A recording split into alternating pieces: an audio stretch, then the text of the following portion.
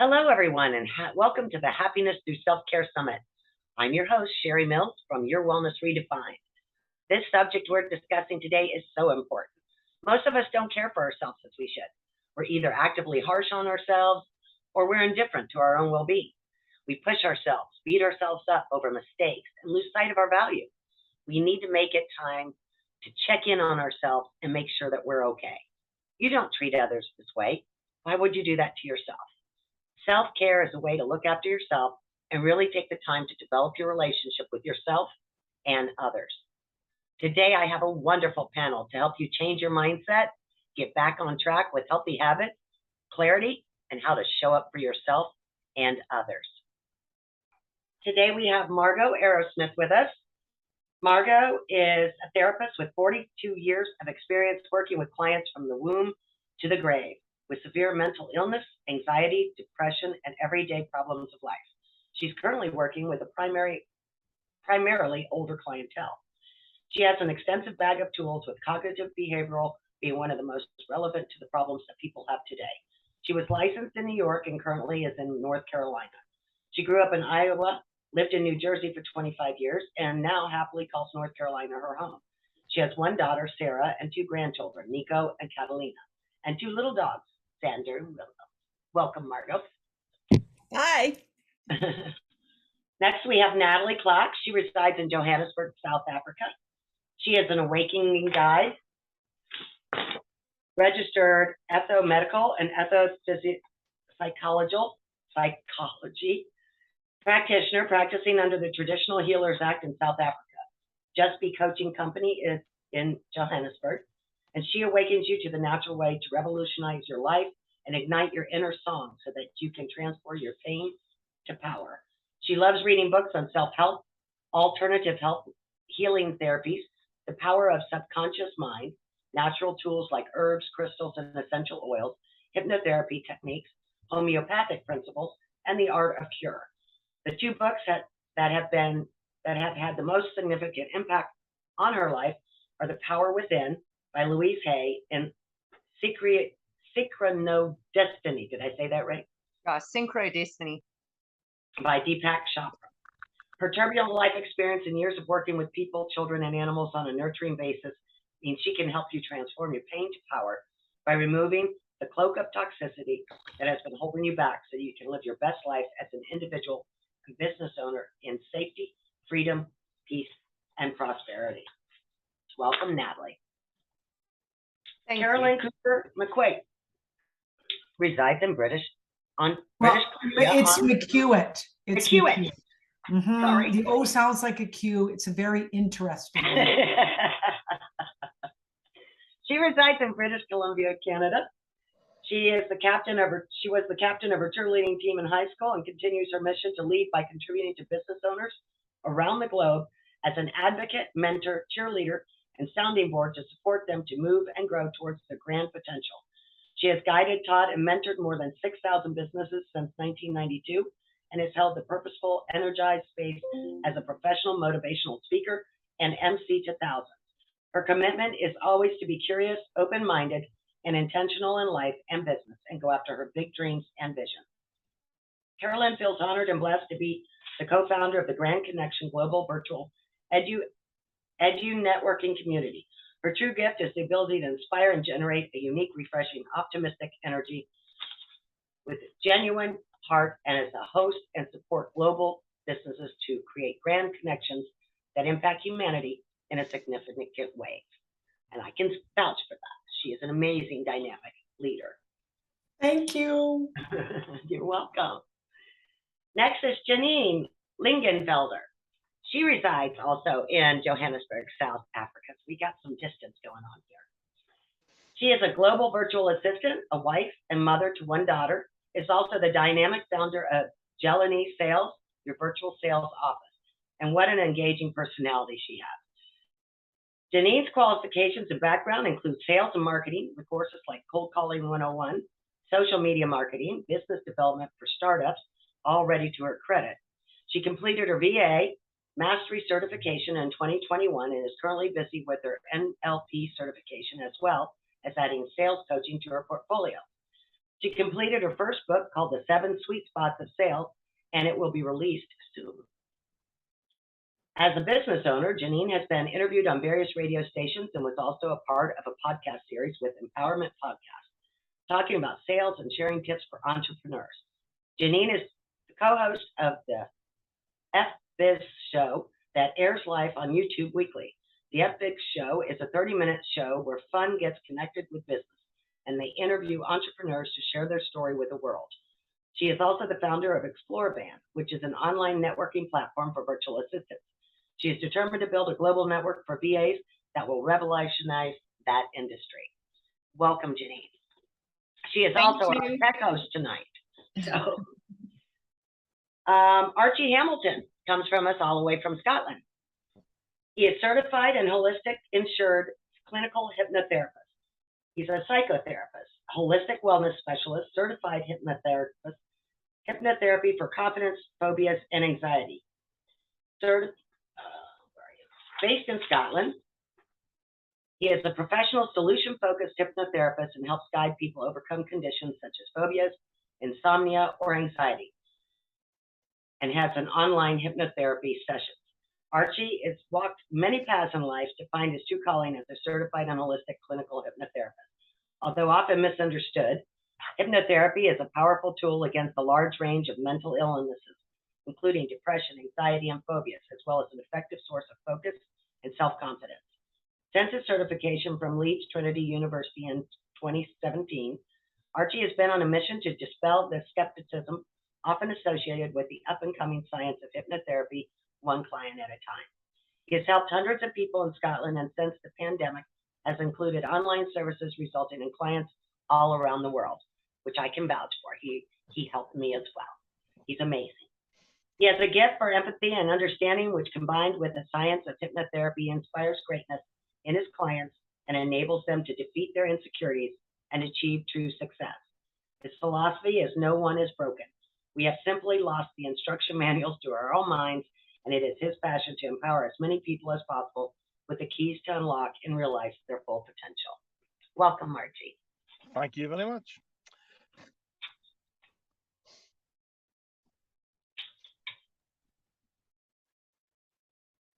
Okay, and last but not least, shall we not welcome Sherry Mills to the floor? Because after all, as the co-host of the summit, this is a beautiful brainchild that she came up with.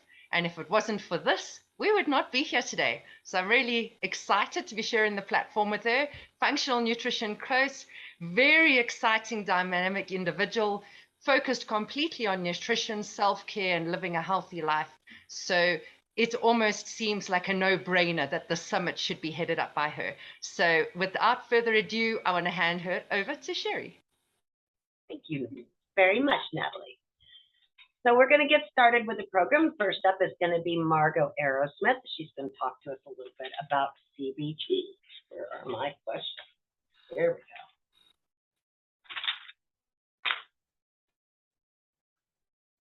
Where are my questions? I'm sorry, guys. I had them right here.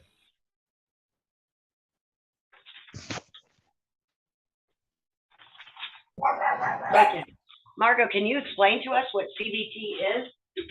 Yes, I can. And someone just closed the door, so my dog started barking, so I apologize. Before I do that, I want to give you a little nugget about what the brain does. We are all looking at a screen where we see solid pictures. However, our eyes do not see those solid pictures. Our eyes see spots. Our brain does not like the fact that our eyes see spots. So our brain fills it in and makes a solid picture. So that is how our brain controls our eyes. It's very powerful. It's very useful because it might be hard to, walk down the street if we didn't see a solid picture. It's very important. However, sometimes though the brain isn't great when it does that because it wants things to be simple. It wants us to go through life relatively easily.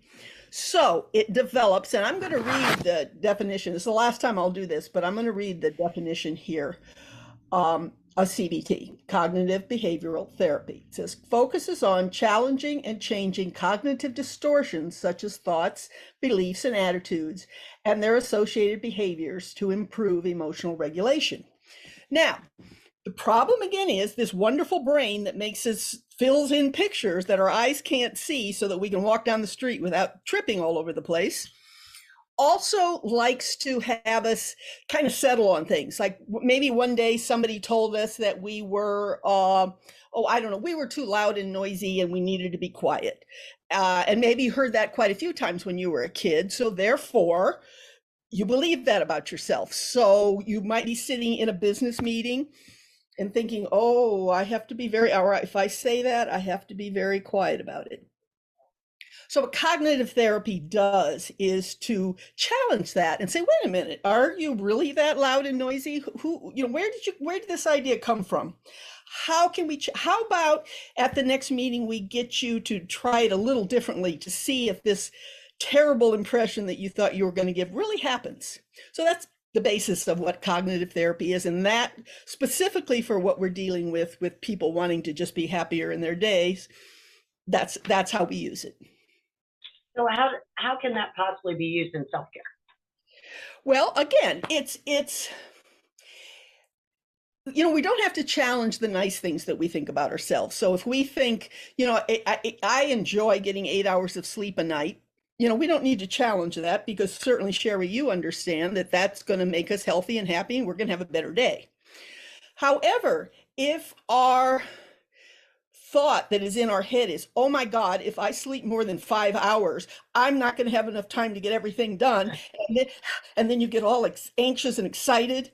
That needs to be changed. So that's one example of many examples about how it can help us in self-care. And is that different than therapy solutions? Well, it's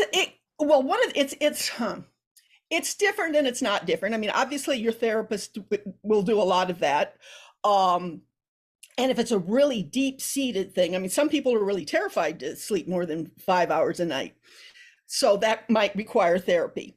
But a lot of us just have this weird idea that if we sleep more than 5 hours a night, so we can kind of challenge ourselves. We can challenge our friends. We can look in a mirror and say, wait a minute, where did I get this idea? So it's kind of the intensity of your belief that you must not sleep more than 5 hours a night as the example. It's depending on whether or not we have therapy or whether or not we can work on it ourselves with a good self-help book. Or maybe a little counseling just a few times just to help us out a little bit. So what are boundaries that apply to self-care with CBT? Well, boundaries are probably the most important thing. They're the new buzzword. I'm sure, we all know that word now. And periodically, pop psychology has these words. Boundaries is the one that really is going to stick forever, because you cannot have a good relationship without boundaries. If you want to find out more about them, by the way, go to YouTube, look for Brene Brown boundaries. She has the most wonderful videos on it. However, for our purposes today, I will give you my definition of boundaries, which is a boundary is where you begin and the other person ends, or where you end and the other person begins. And they need to be healthy. They have to be strong, but they also have to be fluid. For instance, even in a marriage, there are some things around which you do not share with your spouse, because that is a personal boundary. When you're having sexual relations with your spouse, the boundaries, if they're not fairly loose, it's going to be a very difficult, experience. So, they can vary, but they need to be healthy, and we cannot care for ourselves. One of the things that I've heard that is so important is, for instance, it's impossible to have compassion for another person if your boundaries aren't healthy. Like if you're caretaking someone. And the way I say that is, if you feel like the person you're caretaking, whether it's an elderly parent or whether it's an employee that you're trying to coach, if you feel like they're like trying to swallow you alive, you're backing away, and you're really not going to feel a lot of compassion. You may continue to think you're doing the job, but you're not going to have a lot of compassion. And that also goes for how you care for yourself. You really have to understand. I mean, it's kind of weird to think about having self boundaries, but again, it's like, wait a minute, I'm going into that where I have to be quiet again. That's where I've broken a healthy boundary. And then you don't have compassion for yourself, because you're just sitting there telling yourself to shut up and be quiet. And that is not good self-care. Yeah, so there's several things that we have to do. We have to create some boundaries so we don't lose ourselves as well, right? Exactly. Very well said, Sherry. So Um, how do I you, go ahead. when you're using it, when you're around other people, if you don't have those boundaries set up in your mindset, right, to protect yourself, Right. what are some of the things that you can run into, right? Well, I'm going to give you an example of I want to give you an example of a person that I dealt with. Years ago, I wrote a book called You Can Keep Your Parents Home. And I was talking on the phone to the woman who edited the book. And she, oh, it's a good book and all this. And then she said to me, she says, my father was in an assisted living and he was very unhappy there. They lived in Manhattan, a big city in New York.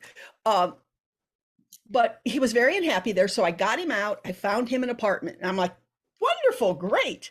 And then she says, but now she says, it just takes up so much of my time. And I'm thinking, wait a minute, you just edited my book and I don't think you actually read it when you edited it. Because of course I'm very clear in there that you get other people to do the things that you don't want to do. That's how you can continue to have compassion for the person you're taking care of.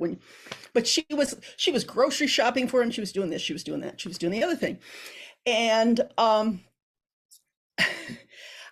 so I said to her, well, why are you doing this? Well, he wants that. I said, so why didn't you hire somebody to do those things that take up so much of your precious time? Well, he doesn't like that.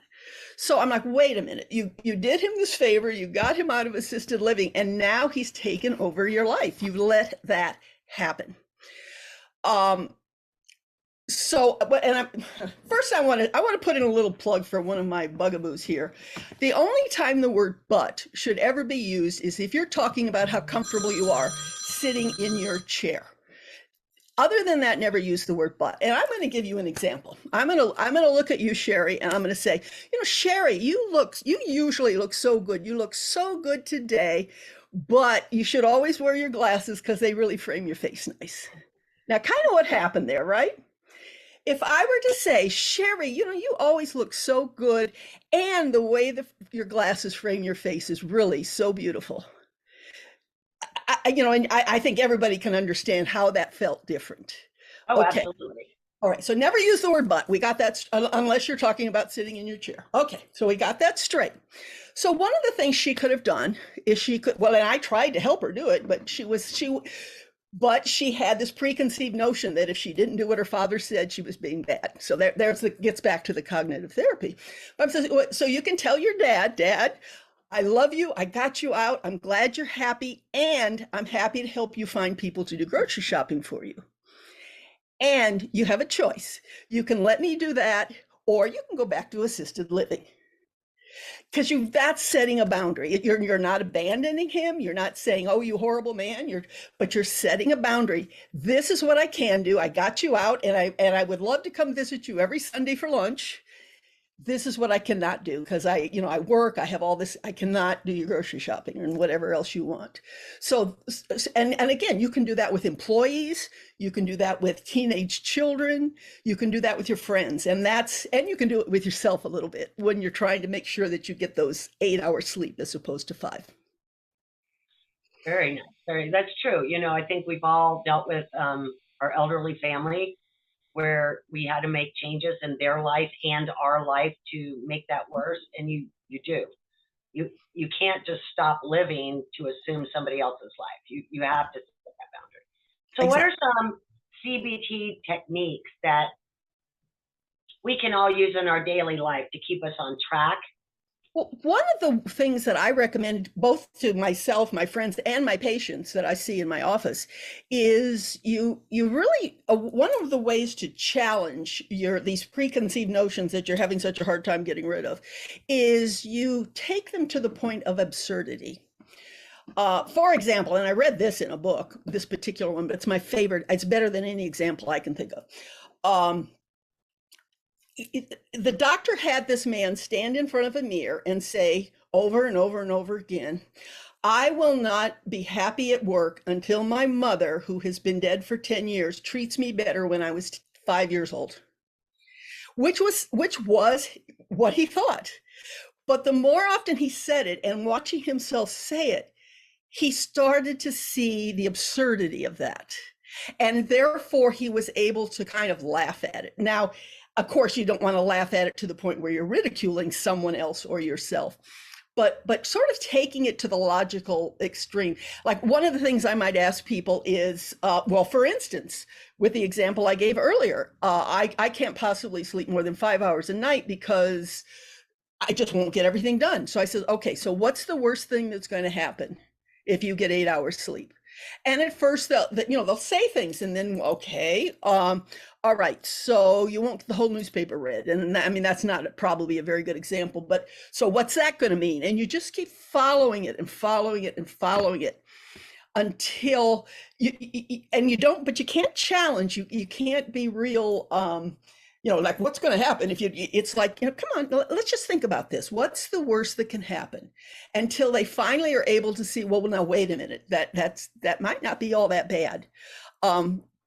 So that's a really good technique. And that's one also that people can do with themselves, or they can let their friends help them with it. Okay, just like it's almost like creating a habit, a better habit. Very much so. I mean, that's the behavioral part of the cognitive therapy. First, you need to realize that you need a new habit, because that's the first part is, for instance, I need to change the habit of only sleeping 5 hours a night to sleeping 8. So that's the cognitive part. You change that. And then the behavioral part is actually figuring out a way to do it and then discovering, oh, wait a minute, I am still getting done what needs to be done. Matter of fact, I might even be doing it better. Right. Clarity. We all need clarity and focus, right? So, and changing our behavioral patterns is how we start to change how we live. Exactly. Right? How we view things and how we move forward to our future. So, thank you. I appreciate it. That was great. Thank you. Next up, we have Miss Natalie, and she's going to be talking about mindfulness, positive self-talk, and all sorts of good stuff. Hi.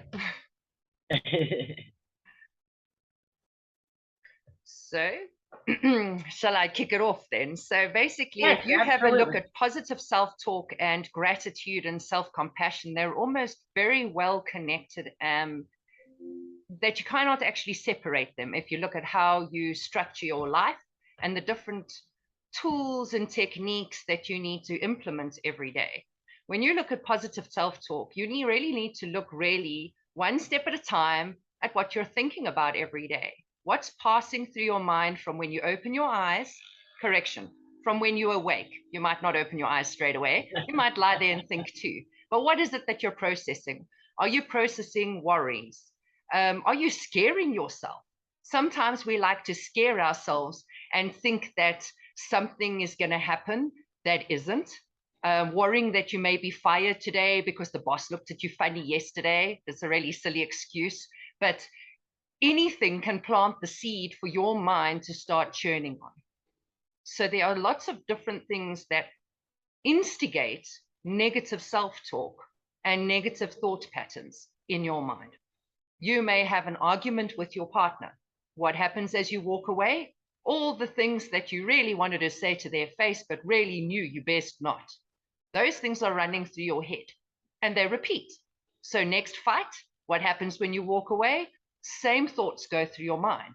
And so you start building up almost a belief structure around your relationship based on your expectation of how your partner should show up, your expectation of how your children should show up, your expectation of how your teachers, your colleagues, your power partners, and all based on your own personal belief system within yourself and your own focus on what you're thinking about every day.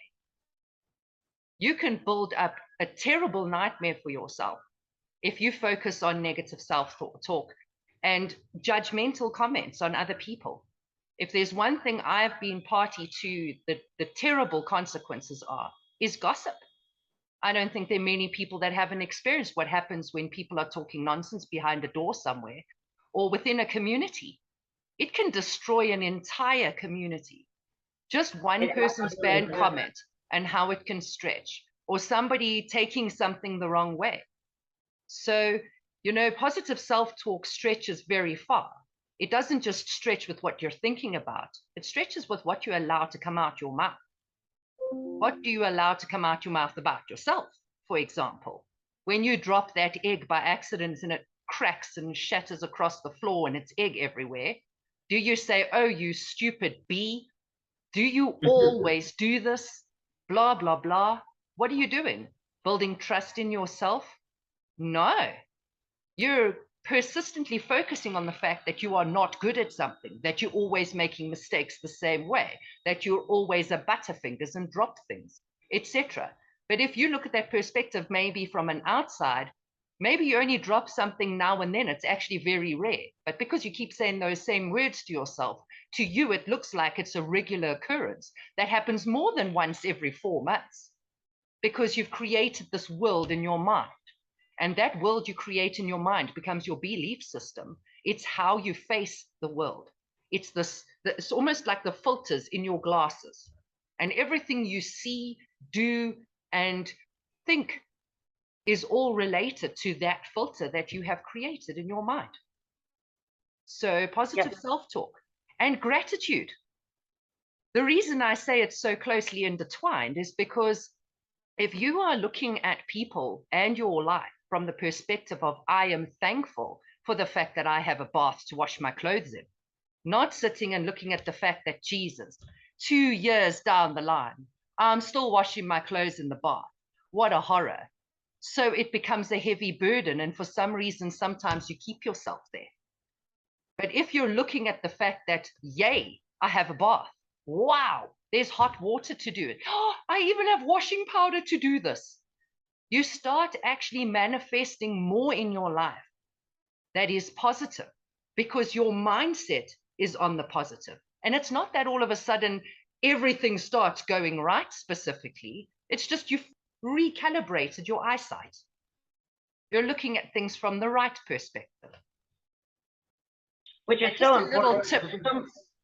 So many times we all are so negative about ourselves, and it runs into our environment, and it runs into our lives and our business and the people that are around us. And when you don't flip that switch and take a different perspective on yourself and life, you don't realize it, but you're poisoning the environment around you and everybody else.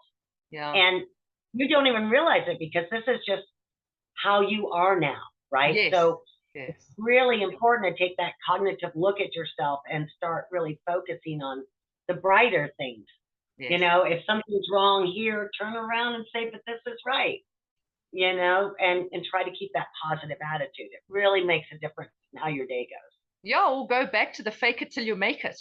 If you have to lie, because that actually leads right back into what I was going to say with regards to my tip on gratitude. You know, I went through a very difficult phase in the last year, and I'm just starting to come out the other side. My entire life took a good shake.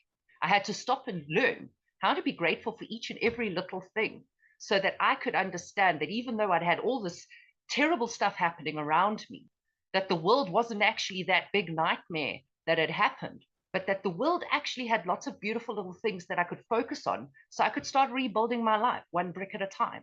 And as a result of using the right focus, I managed to do it. I blew my own mind at the end, but it took faking it in the beginning. I wrote myself a list. I started writing down what I was thankful for. So I started with the fact that I had a roof, then the fact that I had somewhere to sleep. Because when I kicked off my year, I had literally a bed and a fridge. I lie, I didn't have a fridge. That took about 2 months. So I didn't have those things. So what I did is I started slipping all of those things I didn't have into the list of what I did have. So when I read through my list every morning and every evening, I slowly started creating that gratitude for everything, and it started pulling those things I didn't have into my life. So now I have my own home. Now I have my car coming back. All of these things were slipped into what I had already. So it's a very powerful thing to put yourself in a space of gratitude, because that's the best place to manifest, create, build, and grow from. And that's the power charge. Absolutely. And that brings you right back to the last point, which is self-compassion. If you are going through a difficult period in your life, you know, we always hold ourselves accountable for being perfect, for showing up, for not showing people we're going through a terrible time. I mean, I went through these things, but I stepped onto the Zoom and I left it outside.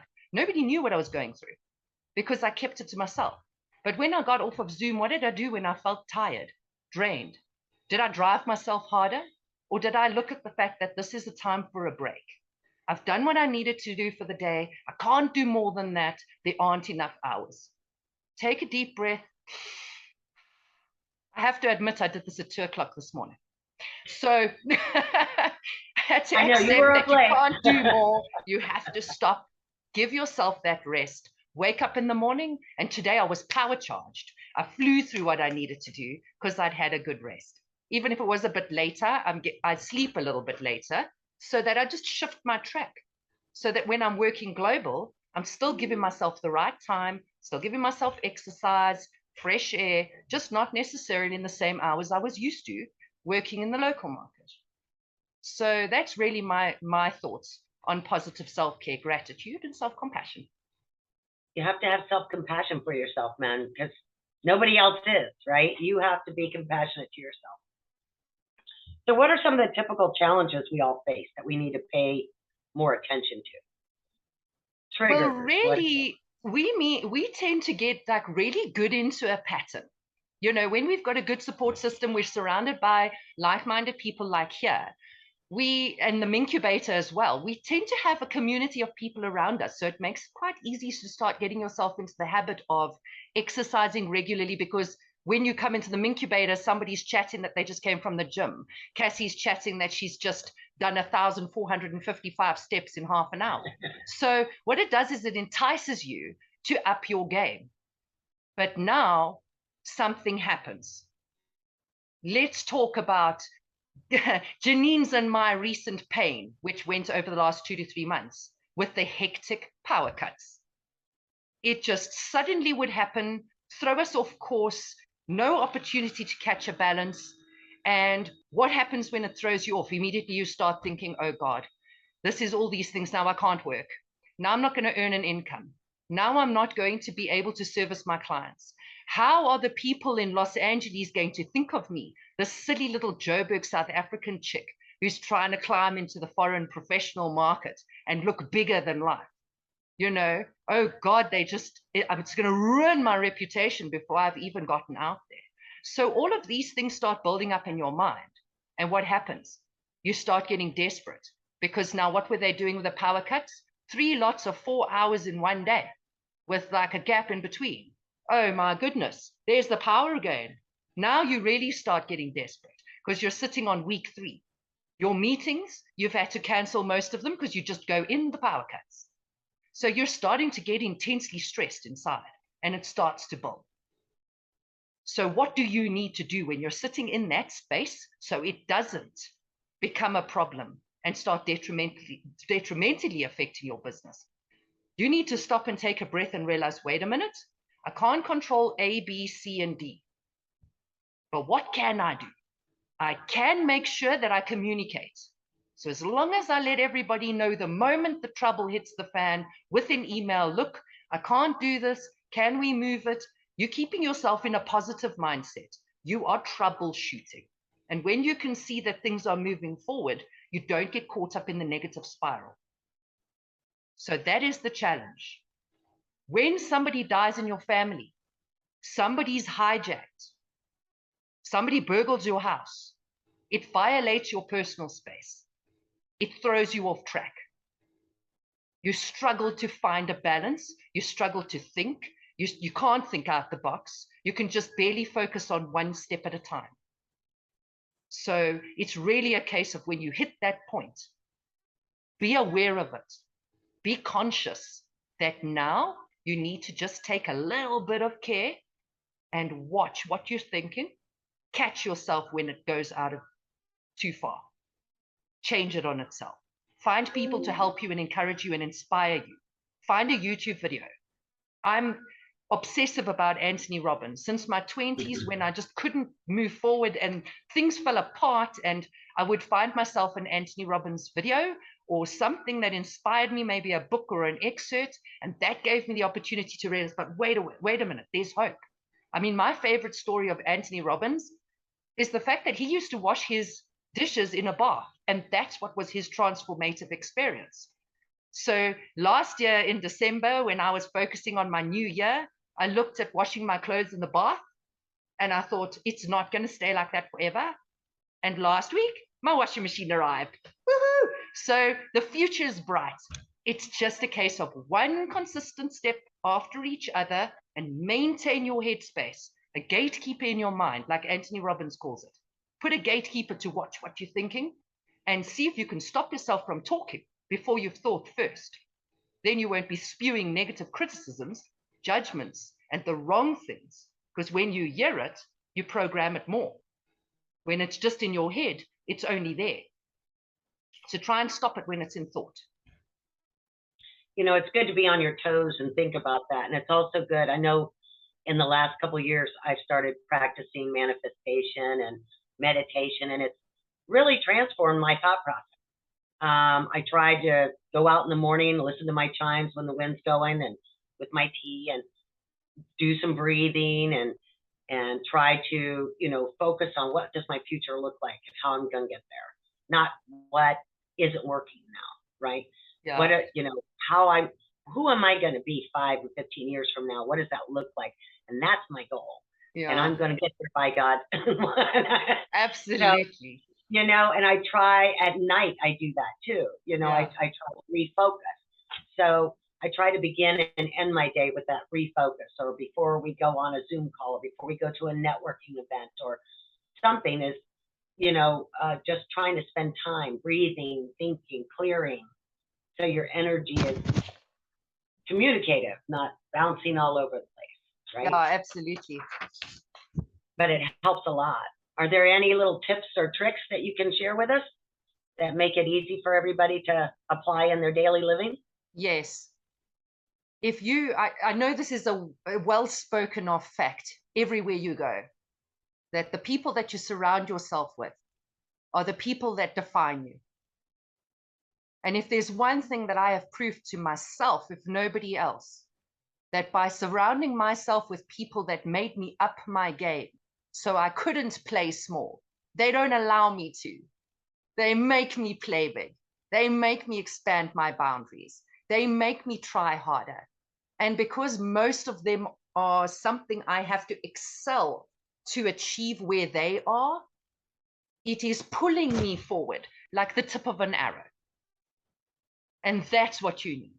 You need to surround yourself with people who match your energy, match your focus, match your values, so you can grow and build and create together like we were made to do in this physical existence. So that's my last tip. That is so true. Oh my God, Natalie. I'd say about 2 years ago, I had 2 girlfriends. I introduced them. We had both been friends individually for years and years and years, and almost inseparable. Through the pandemic, they hung out at my house. You know, we shared cooking dinner, and we hung out by the pool and whatnot. But they never supported me. They don't want change in their life. And I just really sat back and watched, and the pettiness and the constant griping and complaining about everything. I mean, everything. And I said, you know what? I can't. This is suffocating me. Yes. This negative energy. And I'm trying to flip a switch on my life and move forward. I got to get rid of them. And I did. And it's not the first time in my life I've cleaned slates. Yeah. I've had to do it a few times in my life. And sometimes you have to do that. We go back to what Margaret was talking about, boundaries. Yes. Right? You have to know if, yeah, right, Carolyn? These people aren't good for me. They're negative nannies, and I don't want them around me. I don't need that in my space. Yeah, You know, absolutely. I gotta show up in sunshine every day. I'm not going to be like trying to fight through the clouds of crap that everybody is spewing around. Yeah, absolutely. So. It's almost like if you look at it from the perspective of what do people do when they put you on a diet system or something, everybody always starts off with a detox and a cleanse. So you're really detoxing, cleansing, and clearing out what's going on in your surrounds. So you're actually setting yourself up to thrive successfully and really enjoy living, because Absolutely. that's what we deserve, and you can create it. You just have to have the right intent. Yep, absolutely. And I think that's a good, whoops, where'd we go? There you are. I lost y'all for a minute. That's a good segue to go and speak about laws of attraction with Carolyn. Perfect. Absolutely. Absolutely. I am just cheering here. Honestly, I know that what we're discussing here is absolutely critically important to every human being, men, women, teenagers, and there's so many people that are suffering right now in the world, and each of us are really stepping up here to contribute our purpose, our passion, our strong, enthusiastic beliefs and solutions. And I just really want to acknowledge Margot. I taught business planning for 15 years. I would not let anybody put a butt in a business plan. There you go, girl. Whoop, whoop. And Natalie, honestly, self-talk, it is absolutely critical in really creating that path to peace.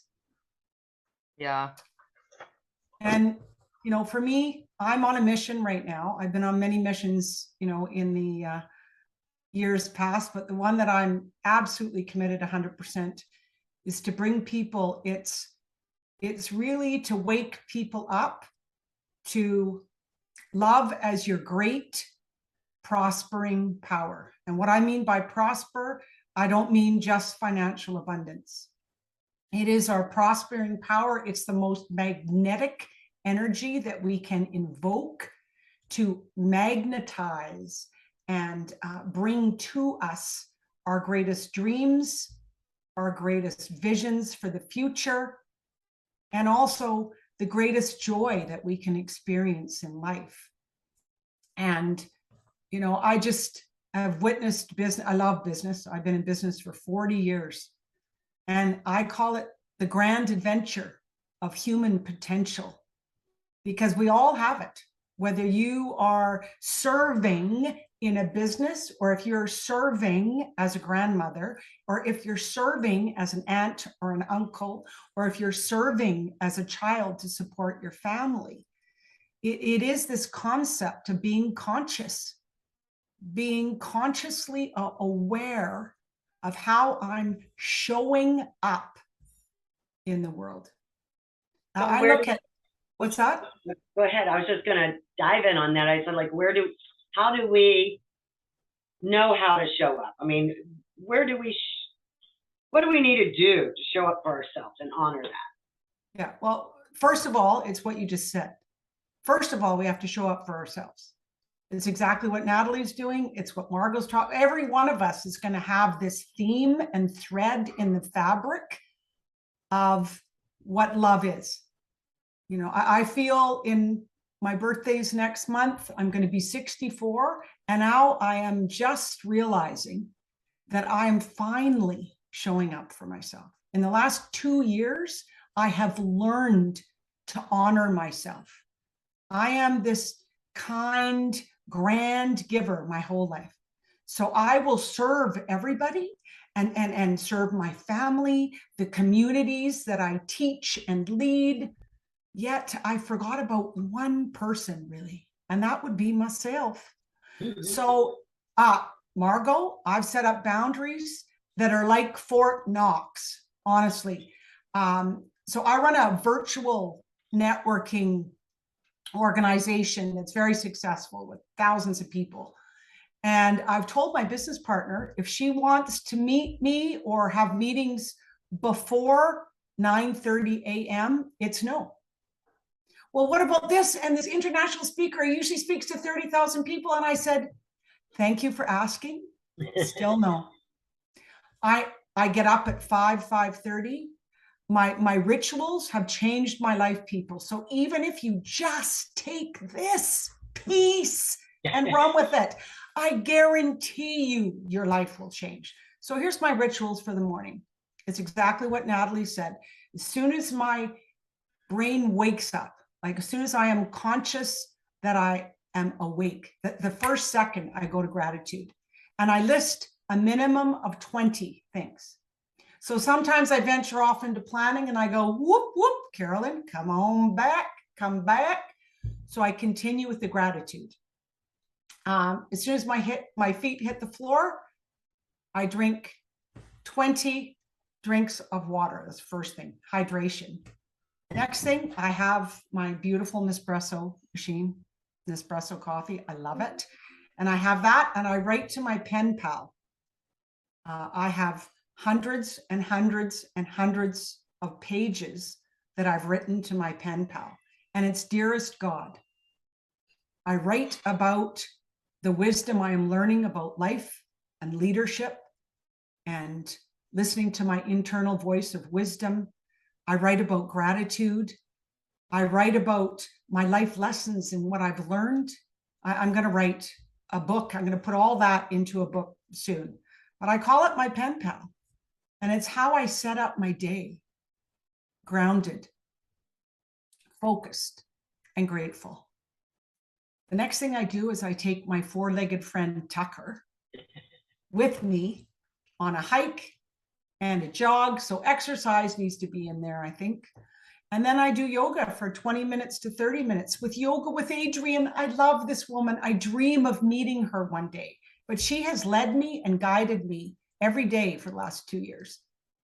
And then I get beautified, and then I go to work. That sets up my day. So energy is like, my energy is so grounded and so expansive that I can share the love that I have for people all day. And I'm on Zoom a lot, all day.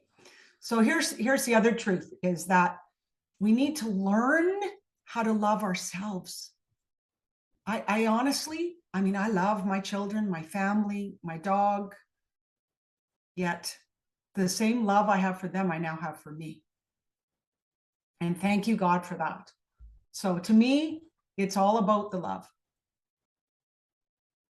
You know, we've got to focus on loving ourselves. That's just, we have to love ourselves first anyway. You've heard that growing up. If you don't love yourself, you're not going to be worth a flip to anybody else in your life. Here. But we spend so much time focusing on growing that business, or focusing on the kids, or focusing on our marriage, and we don't take the time for ourselves. So I think it's beautiful. I think you and I have talked about this before, how you just don't talk to anybody before a certain time of the day. It's all about you. And I think that's beautiful. Well, I'm honest with myself. I mean, honestly, I had to learn how to do that. Yeah. I would make everybody more important than me. This is truth, people. And I mean, it is the truth. We have to show up for ourselves. Here's my other tip. This changed my life. And it's so simple. It's just hilarious. So I don't have the piece of paper here, but I just took a little piece of paper on a thing like this, put a line down the middle. And on the left-hand side, I wrote every single thing that I love to do. I mean, that I just really love to do, that what I love to experience. And I listed that. On the other side, I put what I'm willing to let go, to lead. So that other side wasn't quite as long as the love to do, yet I gradually, and I thought, is this nourishing me? Do I love doing this? No, put it on the list. Mm-hmm. So I have a virtual assistant that's taken over 50% of my business right now. And I'll tell you the other secret is you have to be really clear on what you want. I created a whole description for her before she even showed up. I thought, who do I want? I want someone who understands universal energy, vitality, that understands how we can attract to us what it is that we greatly desire in our life and our business. So I created core values, the meaning of them. I had her description completely done. She showed up at a Grand Connection event and was on the little Zoom square there. And I went, who are you? She said, my name's Marielle. And I said, I'm going to meet with you. And she's been supporting me for over 6 months now. That's awesome. You got to be clear though. And here's the other piece. You have to have a really delicious, yummy, inspiring vision. And your heart, your soul, and your spirit needs to just be wrapped around that. And it has to be defined designed and declared. And you need a dream team around you. It's exactly what Natalie said, to help you manifest it. And you tell them what this dream is. And when you lose sight of that dream, they will be a great big mirror and shine it right back to you. Oh, but Carolyn, you said, oh, that's right too. I do. Okay. Yeah. So it's not about being alone here. This is one of my major positions too, is we have to do it in a community, whether it be one other person or a community that can love you, that can encourage you, that can support you to take the next step. Even if you're stuck, their love, but also you need some people in your community that'll kick your butt. I mean, where's Cassie? You know, the event I just got off. Well, it's the truth. You got to be accountable. If that's what you say that you want, we'll support you to do that. Right? Yeah. I love it. So what are the steps that you think are out there to attract our big dreams in the future? Like we're talking about how to show up for ourselves so we can move forward, and how you misplaced all those things you don't like to do onto somebody else that you manifested and she showed up. Yeah. So, honestly, I think it's time to look in the mirror. You have to tell yourself the truth. What is. So what's working and what isn't working? You have to tell yourself the deep truth. So what are you tolerating? It's bouncing back to Margot there. You need to take your life and you need to look at it, and you have to be all in 100%. And it takes courage. It really does. And, the other thing is that you absolutely need, I think, to define the cost of not following through. So, I mean, this is really powerful. It has been for me within the last year. So what is the cost of me not going after my big dreams and really, really what I deeply desire? Well, you have to know what that is. You really do. And then I've got this quote I want to leave you with. And I love James Allen. He is an author from the 1920s. He wrote a book called As a Man Thinketh. There's so many great nuggets in there. And in my Inspired Business Blueprint group that I'm leading right now, which is a mastermind group in business, bringing love back to business and systems and processes. This is one of my members. She has this on her LinkedIn profile, and her name is Christian Maurer, and she is all about teaching people how to do vision boards and design that beautiful life and dream. So here's the quote: "The vision that you glorify in your mind, the ideal that you enthrone in your heart, this will build your life. By this, you will become." James Allen. That says it all. It's wrapped up into a beautiful bow. That's nice. I like that. I'll definitely have to look that up. Definitely. So I know you are already pretty much talked about this, but establishing that dream team really helps you alleviate that personal stress so you can focus more on your business. So that was a conscious thing that you had to build in your mind to do that. How long did it take you to get that done? Honestly, I just perked at it. This is the way I do things. It comes to my awareness that this is really, really what I want. I honestly decided that I was willing to let go. So here's the thing. Here's a great book. I've listened to it. I always have it here because I like to recommend this book too. It's called Letting Go, and it's called The Pathway of Surrender by, let me see if I can get it there, David R. Hawkins. This is the most beautiful book. I've listened to it 3 times on my hikes with my dog. And every time I've just finished the third round, and I swear I didn't hear some of those things the last 3 times. So it's about letting go to lead. So I knew that I had to really decide what support I was going to receive. And this concept of letting go of control, it makes more space for grace and freedom. And it allows each of us to be in what I call this flow foundation, which is energy generating and fueling. So once, and it took me a few months, I thought, what do I really want here? Oh, that. Do I want to let, yes, I want to let go of that. Oh, that drains me. Oh my goodness. But it's creating a dream team around you. It includes support. It includes encouragement. It includes logistics.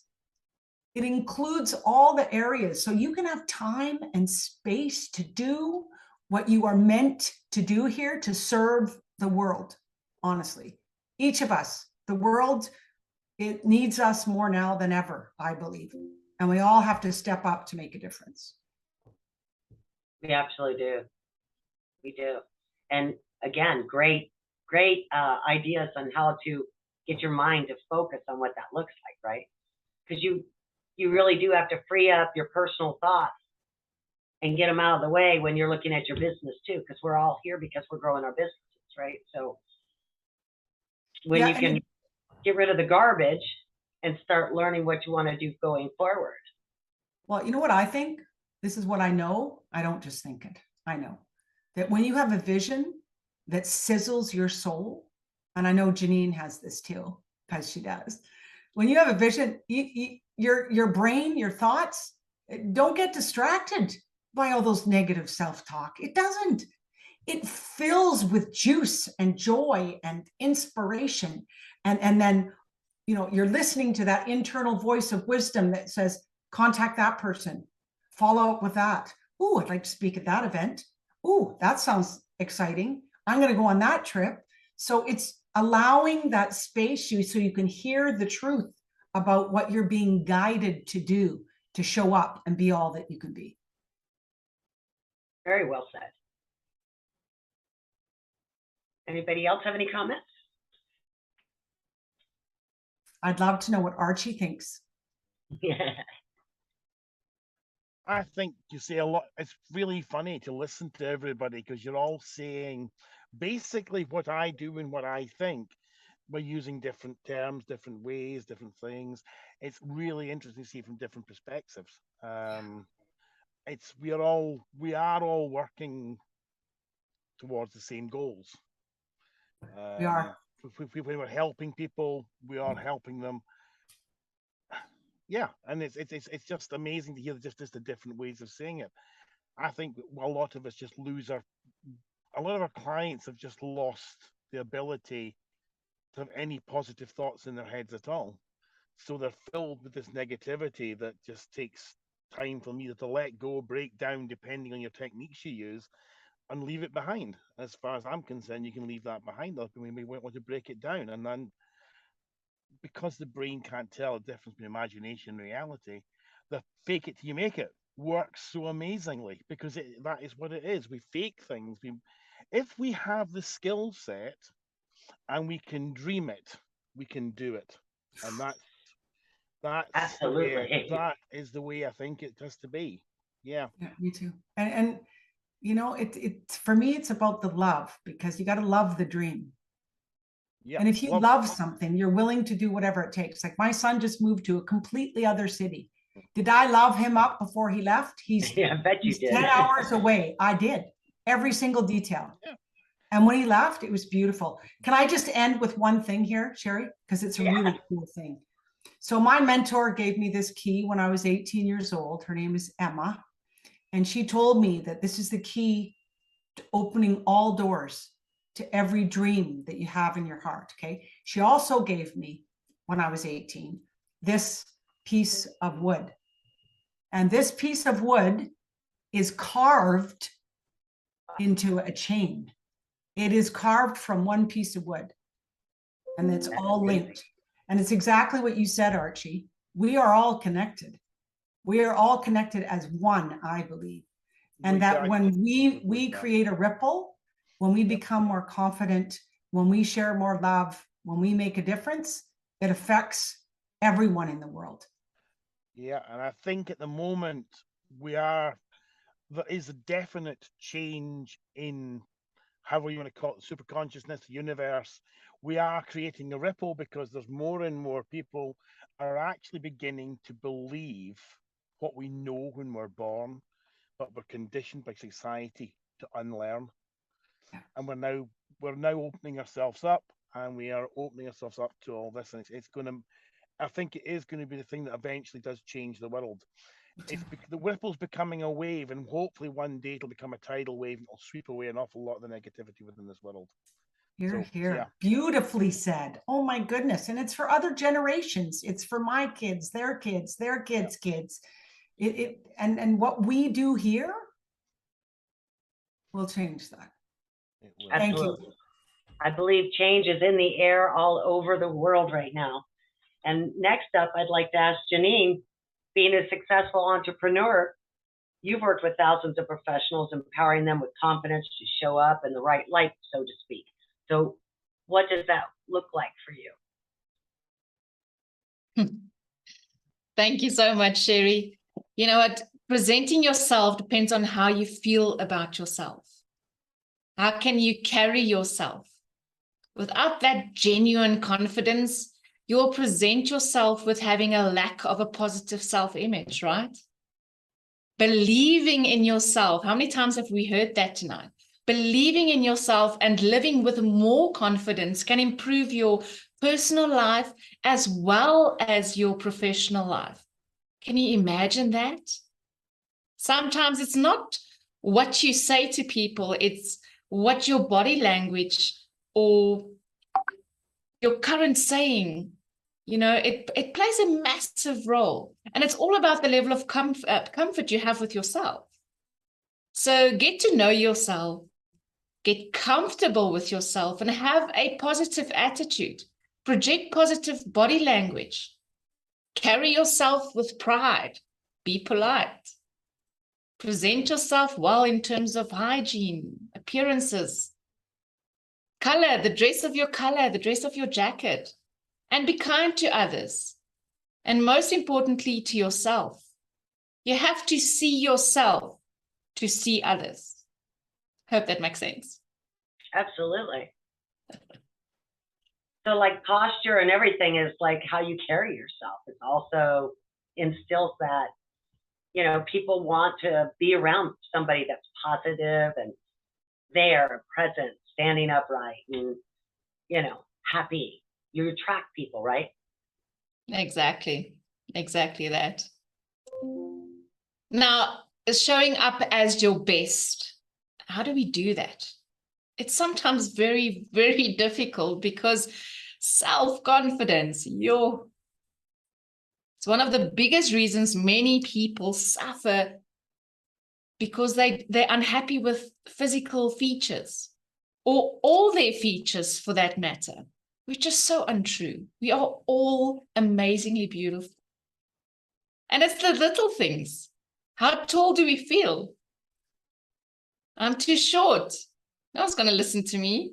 I'm too loud, like Margot said earlier. Who cares? You should be loud and proud about it, right? Adding a bit of extra height will automatically help you feel more confident.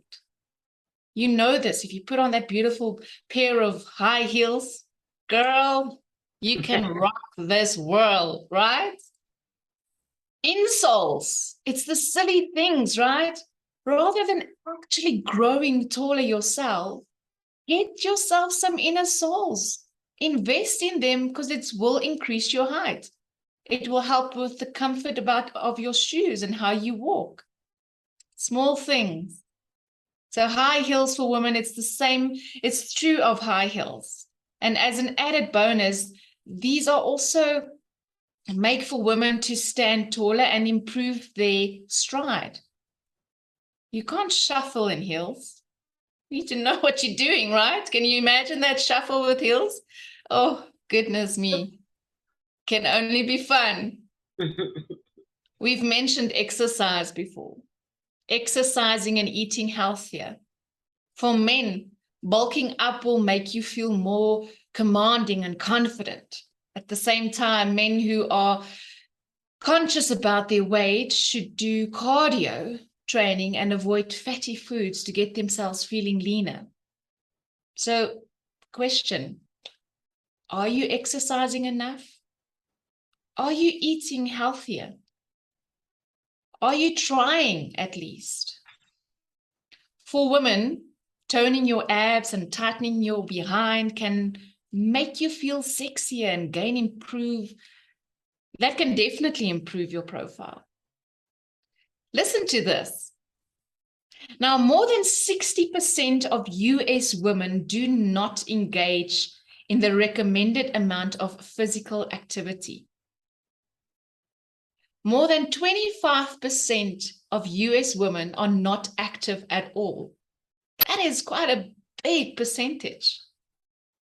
Physical inactivity is more common amongst women than men.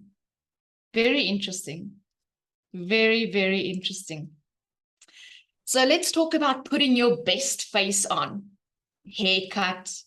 For men, it will be facial hair. Dyeing hair. For women, it will be makeup. So if you think of a haircut, firstly, make sure that you get a haircut that actually suits your face, the shape of your face. It's not always the shorter the hair, the brighter the eyes. No. The squarer your jaw, the more rounded cut will fit your face, and vice versa. Well, that's the general rule. I'm not a hairstylist whatsoever, so please do not quote me on this. But think about it. Think about it. A simple haircut can change so many things.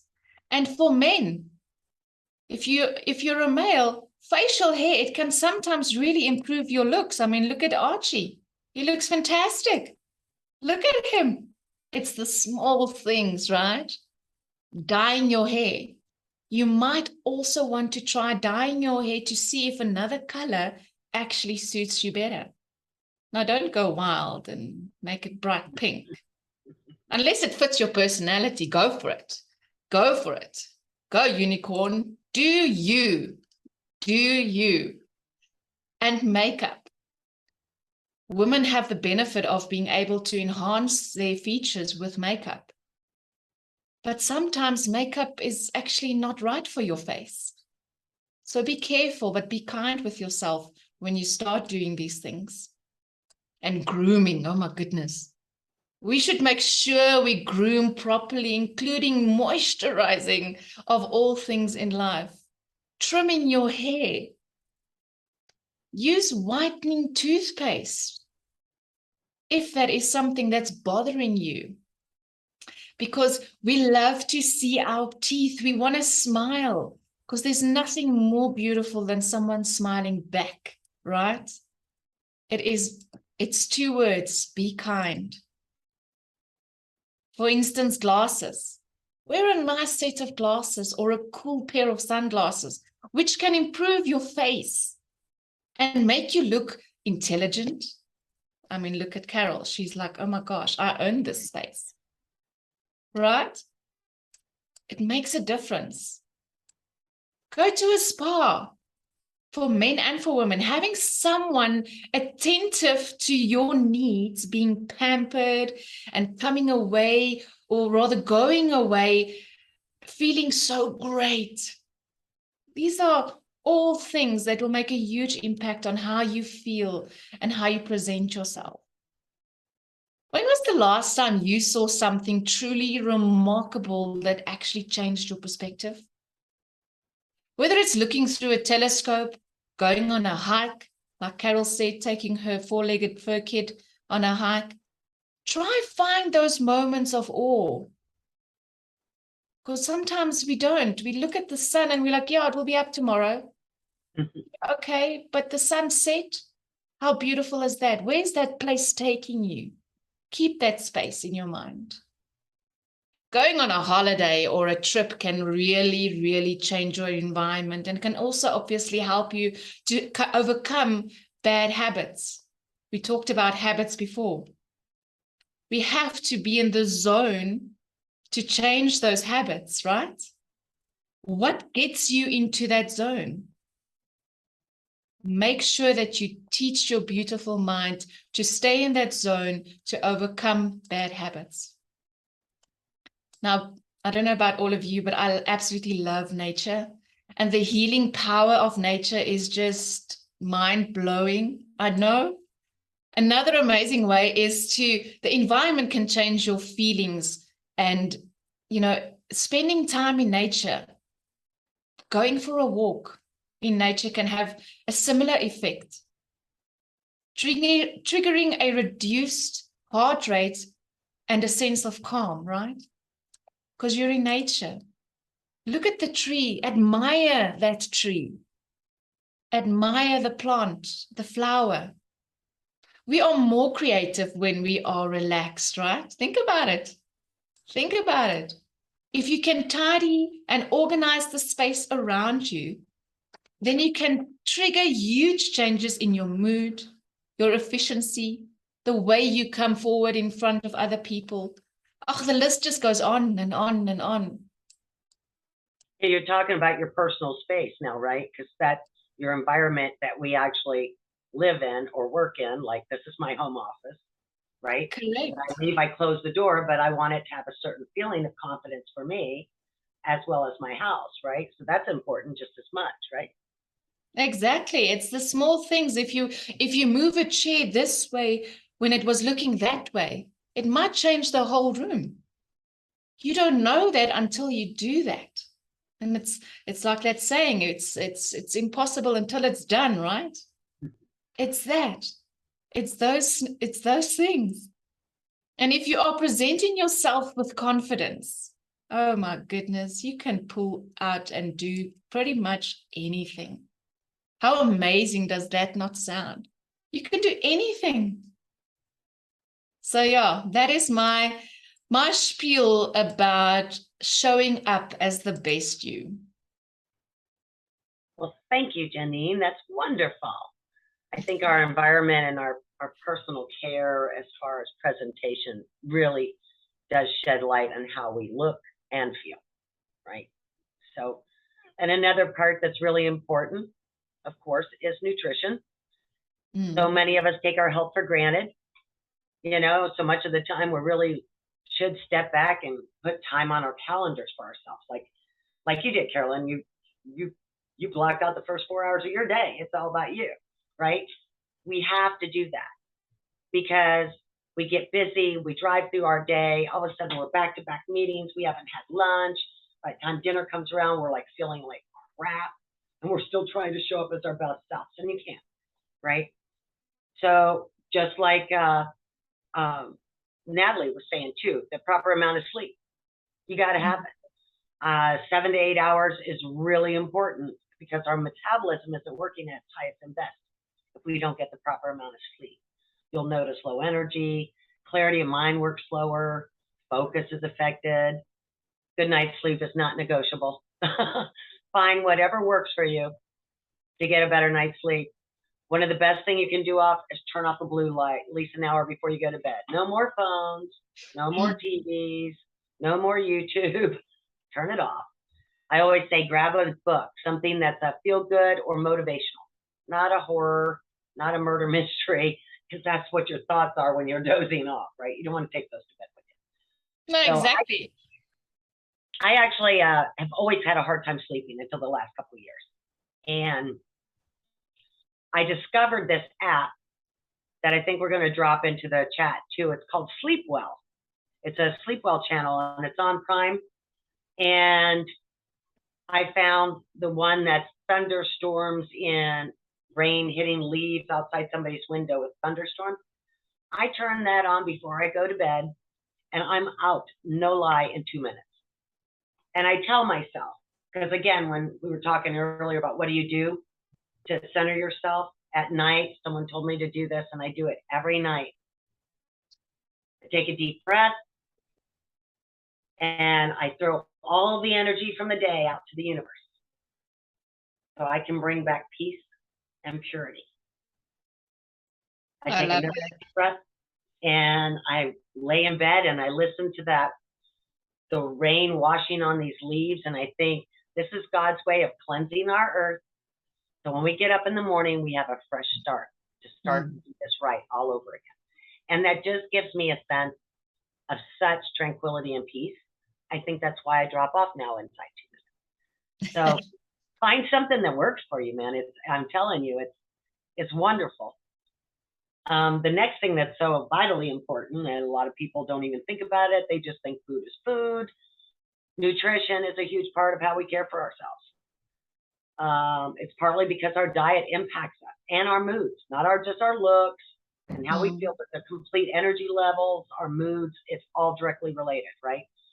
For instance, foods that contain vitamin C will improve your mood because they provide an influx of serotonin. Foods high in zinc, magnesium, and vitamin D, among others, can help to increase testosterone production, which in men and women is closely linked with enhancing our mood, our energy, and our drive. So that's really important. Foods and high processed sugars cause low level inflammation. It's modulated through the release of pro-inflammatory cytokines, which can also affect our brain. Again, here we go with the mood and the energy. Brain inflammation is a lot of reason when you're feeling that. You know how they said after COVID, we all had the brain fog? It's real. I don't know if y'all experienced it, but I did. You know, simple sugars. People get up and they have their coffee with their cream and their sugar and they have a donut. By 10 o'clock, they crash, right? It negatively impacts our gut. And it also means that it feeds on the bad bacteria that lives in our guts and it starves the good one. And that in turn has a big impact on our mood and our energy.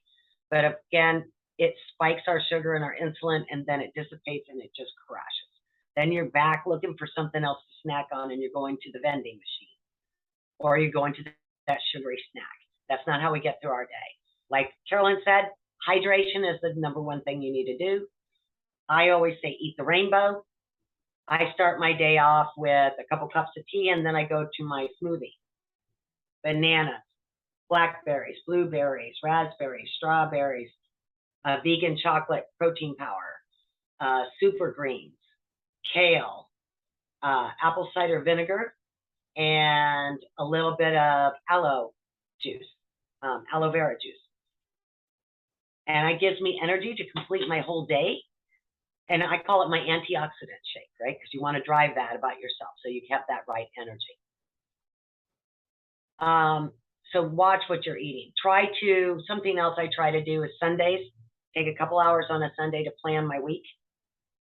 So I'll make some good salads, easy to prepare. So if I do only have a half hour between meetings, I have time because it's already made to eat a healthy meal. If I'm on the road, I pull over where there's shade and have a picnic. Don't go through the drive-through. Change my life, stopping going through the drive-through.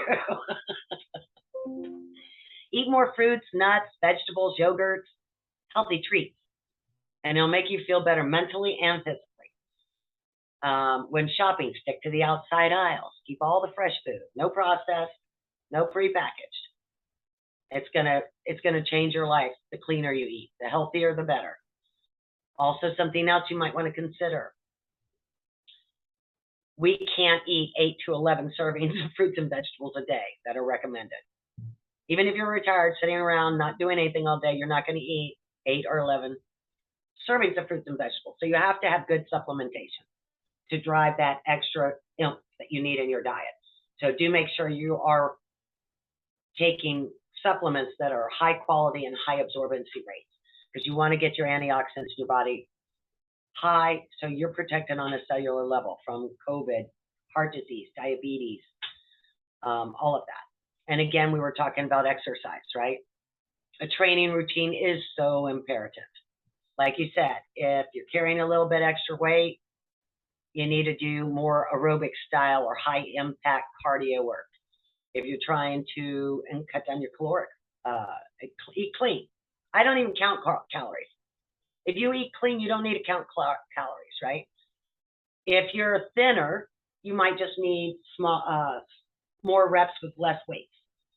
You know, slow reps work best for building up and toning and giving you strength, and add some more protein to your diet. I enjoy, like Carolyn does, I enjoy yoga. I like Pilates, yoga, Tai Chi, things that are relaxing and give me movement and flexibility. I'm not into that high impact stuff. I like things that bring me peace and still are beneficial to my body. But as long as you implement something at least 5 days a week, 20 to 45 minutes, it'll, make time to care for yourself. It'll be good. Find something, the most important thing is find something that you enjoy, because you'll stick to it. If you go and start running and that doesn't bring you joy, don't run. Maybe a fast brick walk. Maybe you're right around the block on your bike. Go to the park, take your dog, take a friend. I always find I enjoy walking with a friend. I always go further, and I don't even realize how far we've gone because we're chatting and we're spending quality time with them, right? It's so much easier with a workout buddy or a walking buddy or anything. So find something like that. It's really, really important. Anybody want to add to that? Yeah, if I may. Oh, you can go, Carol. Oh, I Carol, just, you can go. I just think that committing to honoring yourself, and with that accountability you're going to walk with, just make sure that you make that commitment with them to be accountable to each other when you start. Absolutely. And to share with the other person how you want to be encouraged when you want to pack it in and not go. I used to have a girl that lived like the next street over, and we would go at 5 o'clock. And if I wasn't at her house at 5 o'clock, she was calling me. And it took me about 15 minutes to get to her. And then we'd go and walk 2 miles. We'd come back, have our coffee, and have a little time together. And then I'd walk back home, get ready to go to the office. So it really does make a difference. I have a neighbor here I walk with a few days a week. It makes a big difference. Yeah, Sherry, I wanted to mention something came to mind when you were talking earlier about that women also need to have a healthy amount of testosterone and how it can help them. There's a YouTube video, not a YouTube video, a TED Talk on YouTube video. And this was scientifically tested. They took men and women, but mostly women, and tested the amount of testosterone they had in their bodies. Then they had them stand in the Wonder Woman pose, where you stand feet on the ground with about 18 inches apart, fists on your hips, shoulders back. You do that for 120 seconds, 2 minutes.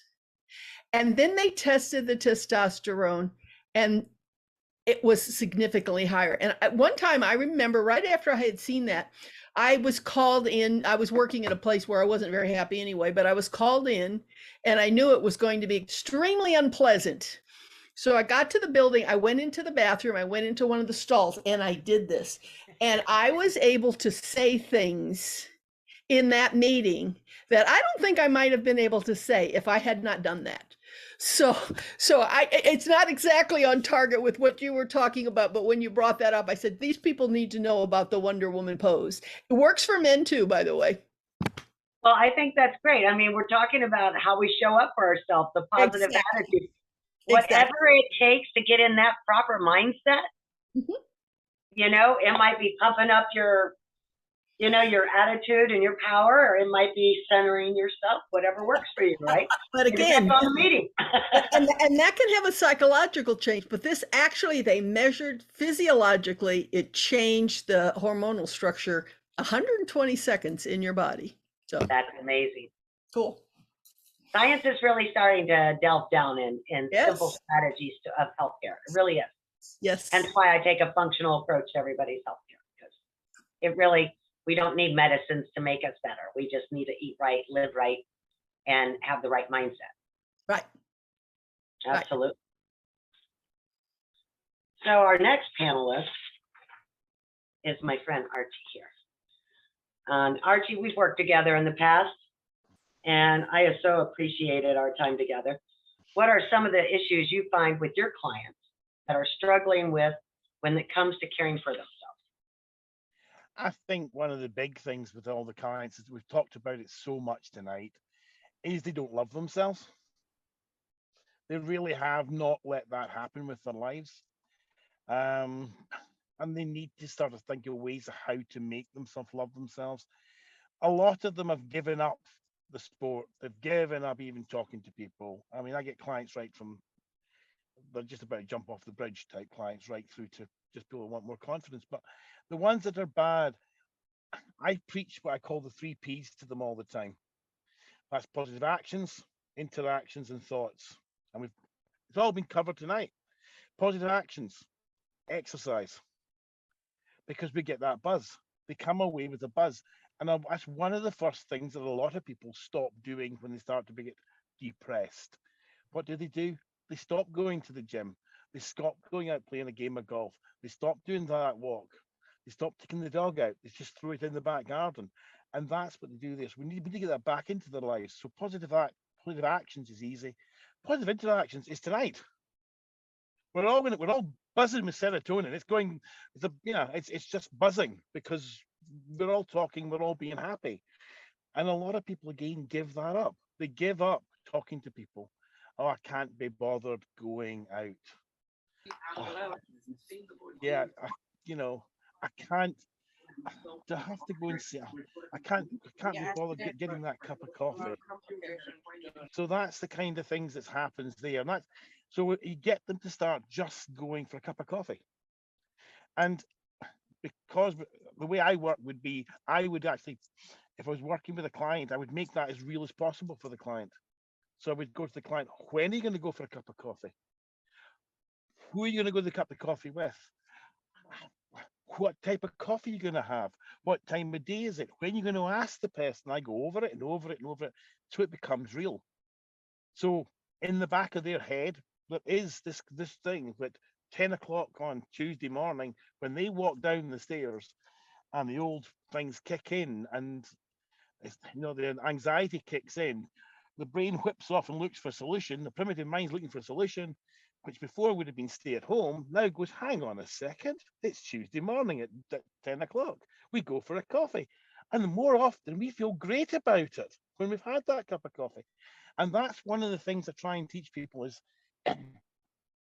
call it fake it till you make it. Call it just imagine and you can do.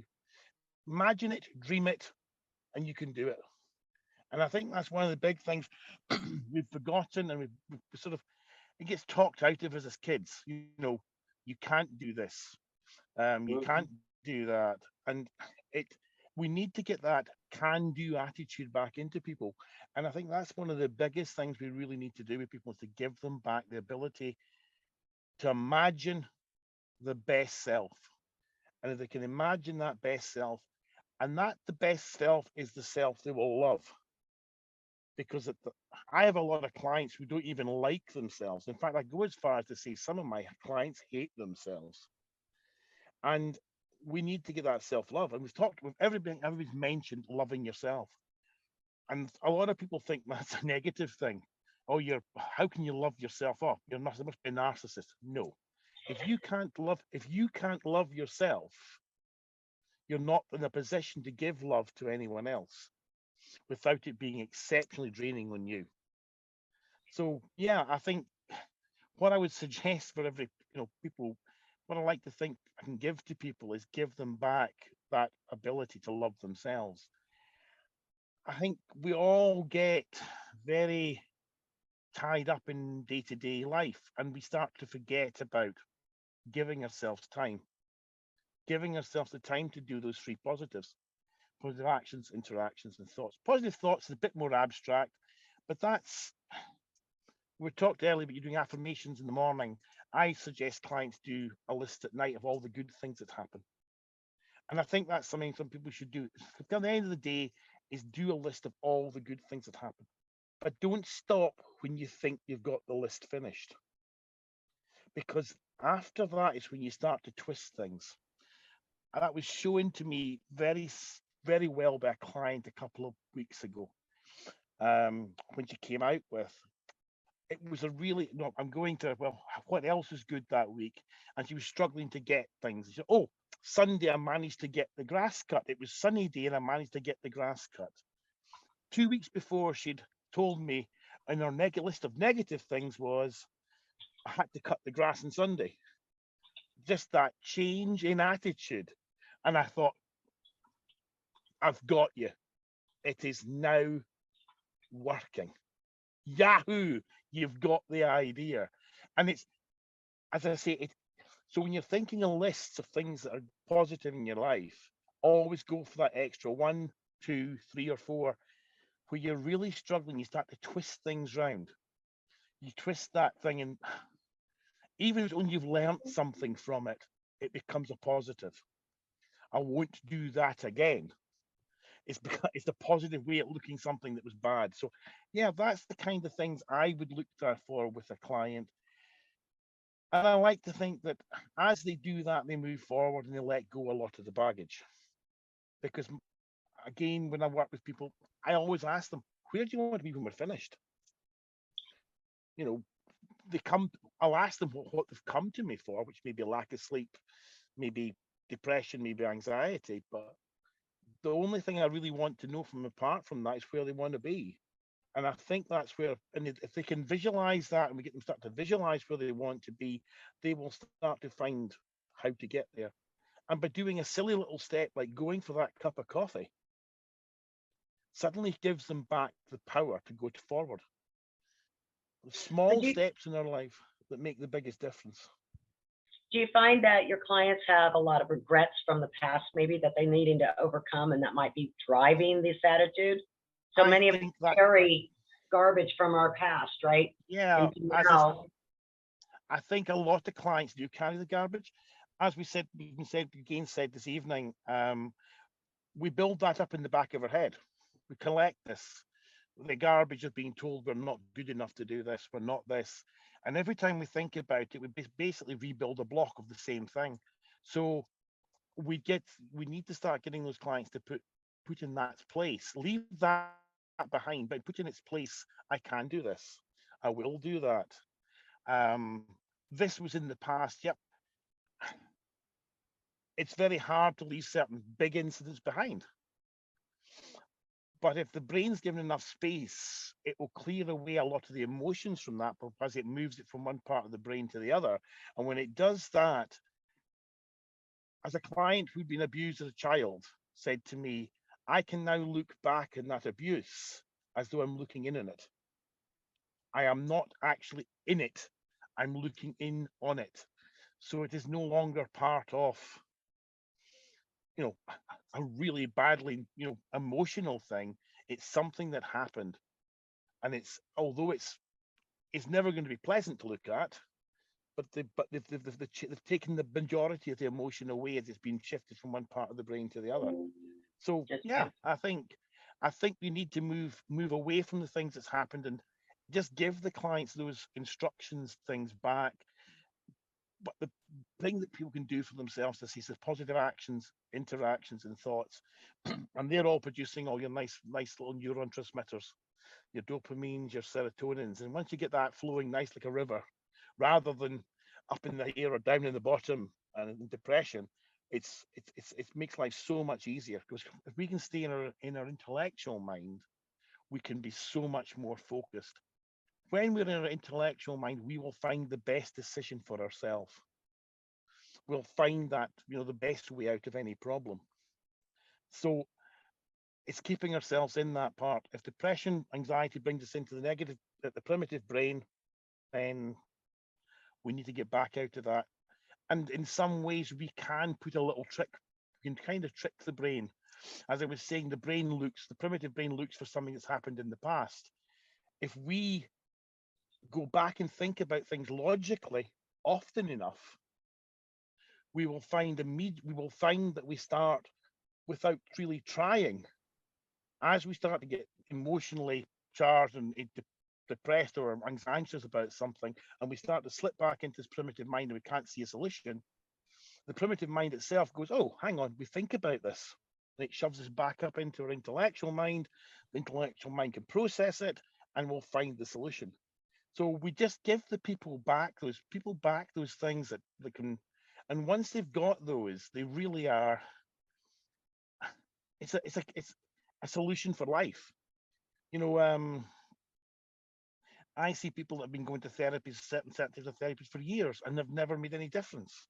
And I think if I have a client after 3 or 4 weeks that I don't see a big change in, I'm actually looking for a different therapist for them, because I feel there's something not right. They're not working with me correctly. So yeah. So that's what I would do for a client. That's what I would think a client should do for themselves in a lot of ways. I just give them back that tool. But the big thing is this. You help them rewire that mindset, right? Yeah, it's like a reset. It is like a reset in the computer. You change the default. It takes time. You can make. I look at a lot of the modern therapies that are saying, "Oh, we're instant." You know, we can change that person in 1 session, 2 sessions, 3 sessions. Yep, I change clients most often within 3 sessions. But it takes 10 sessions, 66 days, apparently, is what it takes neuron bridges to form and break down.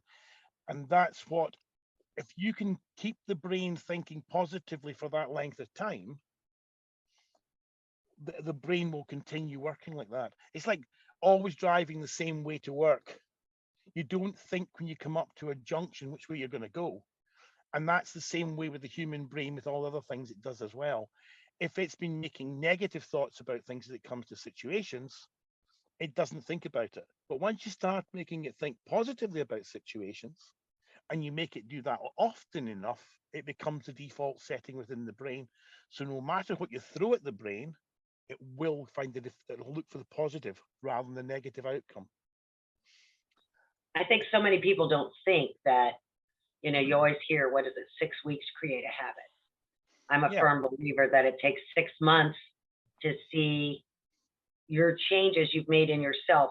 Really, the outcome is about 6 months down. Yeah, well, as I say, I'm just going by the neuroscience stuff I've been told is about the 66-day mark. And obviously everybody's different. Yeah. So some people will take less and some people will take more. And it also depends on the environment a client is in, or someone is in. If they're in a negative environment around them all the time, right, they've got to work a lot harder, because there's no mirroring to bring them up the way. As we were saying, surround yourself with great people and you will become great. And surround yourself with poor people, or poorly, people of a poor mental attitude, and they will try and pull you down to their level, and you will have to really struggle to stay up there. Whereas if you surround yourself with amazing people, you become amazing. Find that within families. If you're working with one particular client, you will find them. It's almost like a centrifugal effect. It will start to drag those below them up. Hubby will start to feel better. Boom, boom, boom. And then they get to a point where, one, they're being told the same tricks as what you're giving them, whatever member of the spouse, etc. They're passing them on. So the great thing is, that's what I'm saying, that's how it works. Yeah. I don't know what else to say, because everything's been said in different ways from me tonight, but they've all been said. We all believe in the same things. We all believe in, if we can think it, we can do it. It's just getting there and trying to stay away from the negative inputs in our lives, right? Or at least twist the negative inputs. Turn it into a positive. Turn it into a positive. And it's even down to the point where if it's like, I won't do that again. We can look at it back and people say to you, oh, what would you change in your life? And I turn around and say, absolutely nothing.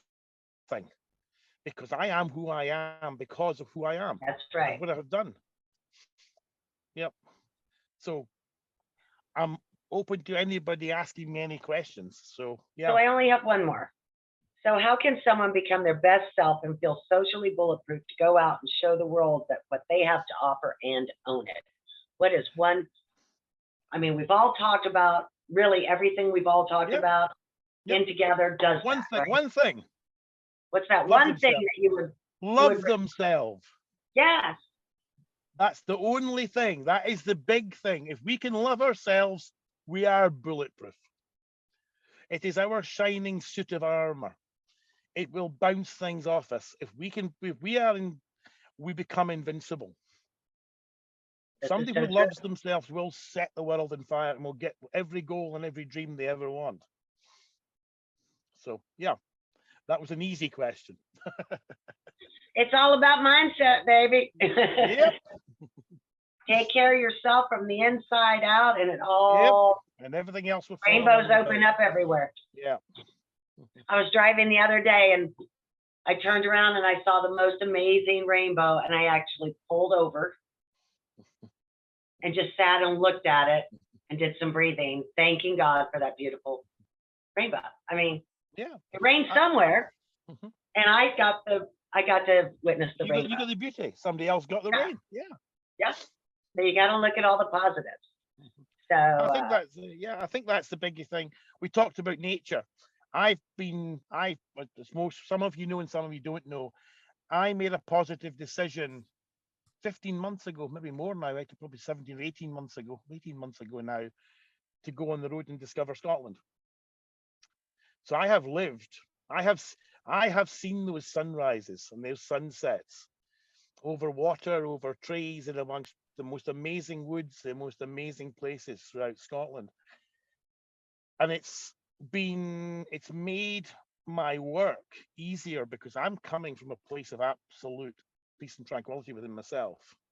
So I would recommend an extended road trip to everyone. And don't say you haven't got time. You haven't got time. You can work on the road now. You honestly can. Just take that time and take that effort. I also, the side effect of realizing that nothing of a material nature meant really very much to me, because I've had basically 18 months now with a van full of stuff, and that is it.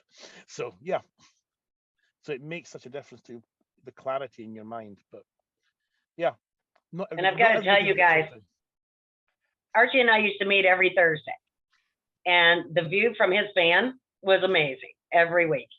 And he shuts it down Friday through Sunday and goes out in the woods or goes to the beach or goes. I think his life is amazing. My nomadic friend you are. Yeah. Can I add something here? So Archie, I have to tell you something. Mm-hmm. So I have two screens in front of me, and it is of Scotland. I'm not sure where it is, but it's these beautiful castle with mountains. I look at it every single day. On my vision and my dream is to bring the Grand Connection, our community world tour to Scotland.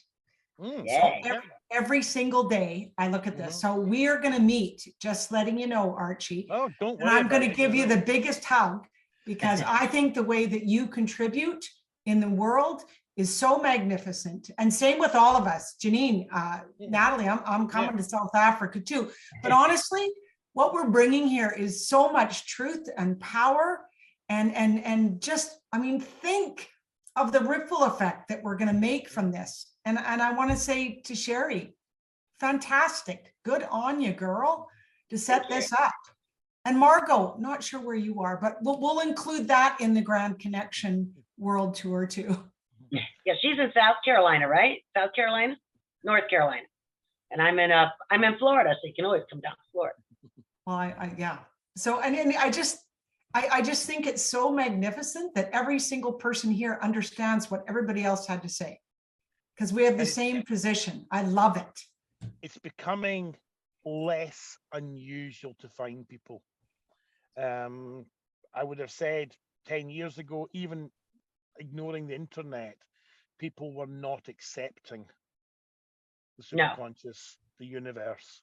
Now people accept the universe. I mean, The Secret opened a lot of eyes, which then blinked and closed. You know, I think COVID had a lot to do with it. I think COVID had a lot to do with it, because We were no longer in an office. We were no longer, so many people lost their jobs. We're all sitting at Oh. home stuck. So we had to Yeah. reinvent ourselves. Hmm. We I started think the that- Grand Connection when COVID hit. All I could Yeah. think about was all these businesses suffering. Mhm. We have to help them. I said, Susan, we can't sit back here. And now it's turned into our calling. I mean, it's just so cool. It is. Collins, yeah. As I say, we are built. There's so many things being built. COVID has been destructive force in a lot of ways, but it has brought the world together. I mean, I dread to think how many thousands of miles we are all apart, but yet we're all here. And because of the way we work, we probably are all here. Our energy, I can feel the energy from every single one of you. So it's the energy is mingling over tens of thousands of miles. Yeah. And as I say, it's just amazing how it is happening all over the world. I mean, one or two other groups, and you meet people from all sorts of places. I do a lot of work now in the States. Yeah, it does turn night into day, but that's just day into night. But yeah, that's just the way it works. But it's just great to work with. I love working with Americans. They've got a better attitude to mental health than British people.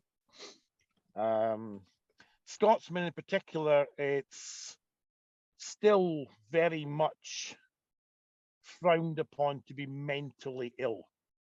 If you have a broken leg or whatever, yep, there's not a problem. But if you're off work through stress, it's still very much frowned upon within the UK.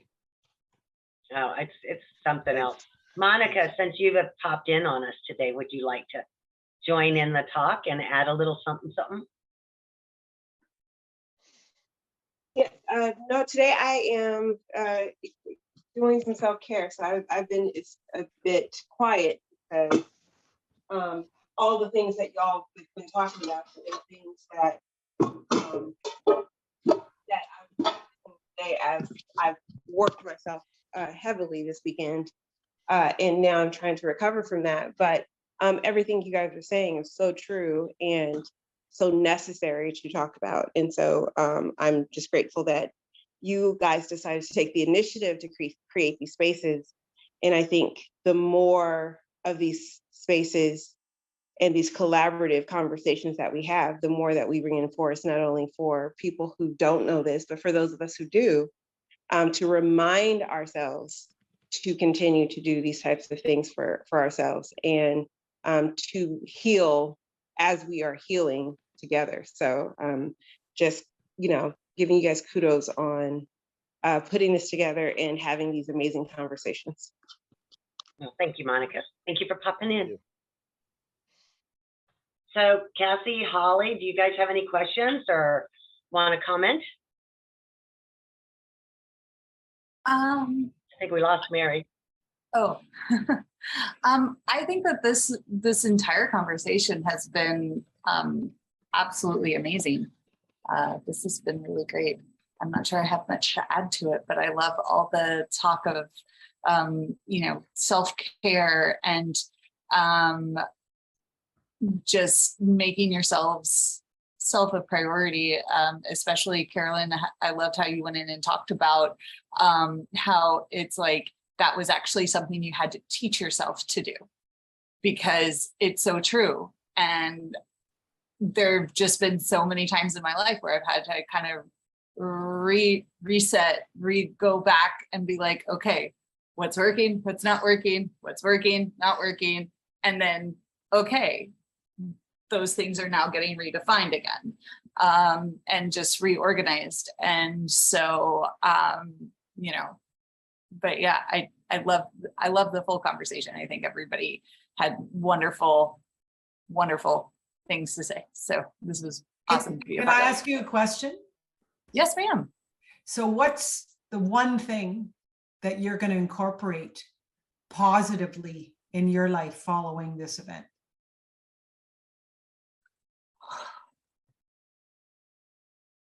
I think I'm going to be more mindful about my morning, like when I first wake up, because I have a tendency to wake up and just be like, okay, let's jump in. And then I might go take a break later.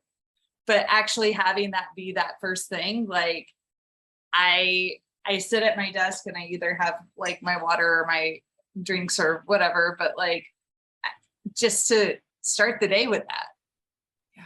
Or in those first few minutes, like, it's just things like that I'm like, it's like, oh, I thought I was doing pretty good, but I don't do that. Oh, that's a good one.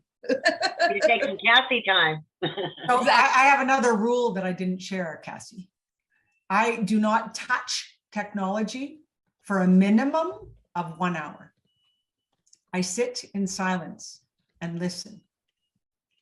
To the birds, to the chimes, to nature, to your heart. my internal voice of wisdom, mainly.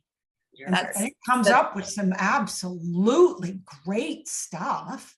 And I write it and I go, wow, that's really good.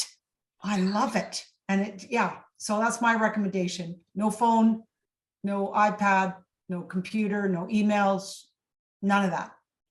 And you're talking to the tech guru. So I know. That's why I knew I had to tell you that. That's tough, but challenge accepted. Challenge accepted. And can you take an hour from the technology before you go to bed? That is something that I have been actually trying to implement, at the very least in the evening. I usually fill that time with like, snuggle kids. Your baby. All the things, but like, I have actually tried to, there's a chair over here. But yeah, I have really tried to, kind of at the very minimum having a sign off time and then actually trying to adhere to that, because I'm actually finding that it's like I wake up earlier and then my kitten is a great alarm clock. But it's like I wake up earlier and then I actually get more done during the day, and then I can actually go to bed. Like, it's like little things like, oh, my neighbor went outside. Oh, okay, I'll go out and chat with them, or things to try to disconnect. But I don't sit in quiet for an hour, and I should. So challenge accepted. Holly, do you have any thoughts? Yes, I wanted to thank everybody. You guys did a great job. For me, it's more about boundaries at this time in my life. My mother has dementia, and the brothers and sisters, and just, usually only one person really takes on all that drama and everything. So right now I'm learning how to set boundaries with relationships so I can have self-care and take care of myself as well. Also clean house with some toxic, relationships, and surround myself by mindful people that, are better than me and that I can learn from. And also, the self-care, the meditation, I go to meditation, I go to church. So having peace, for those days, that I don't work and need to relax. So I think it's very important to be, have a positive attitude, have the right people around you so you can be successful and you can attain your goals, but also to take care of yourself as well. Thank you. Beautiful. You're welcome, Holly. We loved having you join us. So we're actually going to be tying this up earlier than we thought. But so Janine or Natalie, can you drop the PDF in there? I'm going to let everybody talk a little bit about what they're giving away as a free gift today. I am actually giving away a free 30-minute health consulting session. I have a free recipe for a healthy snack, the book about self-care that this is based on. You'll be getting that as well. And of course, if you go to my landing page, you can also sign up for my blog and get a copy of my free healthy cookbook. So download this PDF, everybody. And if we'd like to go around the room and everybody share what else they're offering. I'm just going to call names from who I see here. Janine, you're first. Yay! Just a quick one. I just want to add that, be yourself, Look after yourself and your environment, the people around you, your strengths, and the areas for improvement. And choose the things that are best for, you guessed it, you. Surround yourself with people that speaks and keeps your inner fire burning. Don't be the wax, be the light. What I'm giving away is a 45-minute free sales advisory session where I can guide you on your current daily sales routine and tweak it a little bit. Look forward to connecting with you all. I'm going to nominate someone, Natalie. There you go. onthespot.com. What can I say? So nice of all of you guys to join us at our summit today. It's been an exciting experience being our very first event. I felt it went very well. Incredible experts. You guys are awesome. We could probably spend hours swirling around this topic and never actually cover everything that each of you know already in the area. So for our guests today, I'm going to give you a free 30-minute consultation. A second gift I'm going to give you is access to my full color transformation meditation.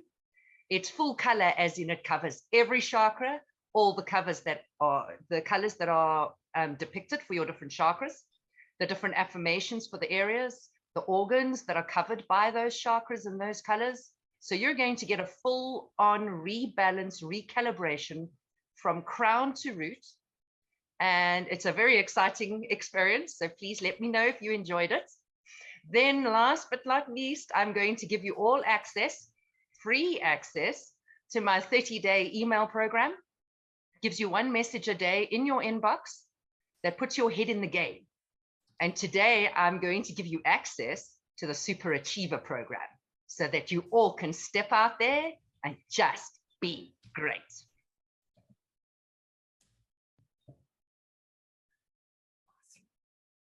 That's awesome. Caroline?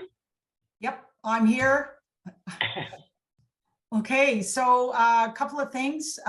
Grandconnection.ca, or community that I love, that I lead. I welcome everybody to join us. I have a coupon Summer 1. It actually ends at midnight tonight if you want to join us for $1 for a whole month. All the events, the speakers, the mastermind, the everything for $1. So we have that. And my offer with Inspired Business is I am doing a workshop called the 5 Steps to a Conscious, Inspired Business and Life. And that's going to be in the chat. And that's from 12 to 1:30 on September the 14th. So welcome everybody to contact me. And I have an appointment that started 2 minutes ago. So I'm going to just say thank you to everybody. Thank you. Thank you, Sherry, and super awesome to meet everybody. Please reach out. And Archie, I'm coming to Scotland to give you a hug in that van. I'm telling you right now. Hopefully I'll be more settled by then, but yes, you're more than welcome. Let's have a one-to-one anyway and a good chat. Yes. Awesome. Thanks, Caroline, everybody. thank you so much, honey. Thank you so much. Honestly, my pleasure. It's an honor to be in everyone's presence. I feel inspired and just reminded once again what truth is and what we're committed to. So thank you to all of you. Thank you. And blessings to everyone. Blessings to you too, babe. Take care. Thanks. Thank you. All right, Margot, you want to go next?